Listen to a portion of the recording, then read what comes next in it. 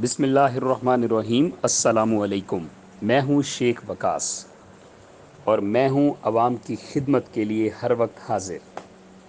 एक और अपडेट आई है कि बहुत सारी ऐसी बहनें हैं जिन जिनको ख़त वसूल हुए हैं कि आपका 14,000 रुपये आ चुका है।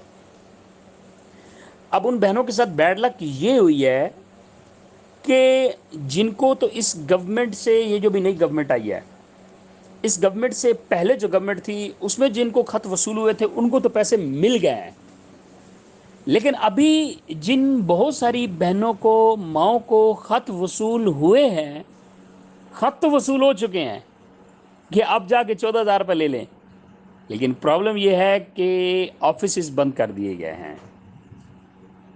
काश ये गवर्नमेंट ऑफिस खोल दें और उन बहनों को 14,000 रुपये मिल जाए। ईद आने वाली है, 5 दिन बाकी हैं, 6 दिन बाकी हैं।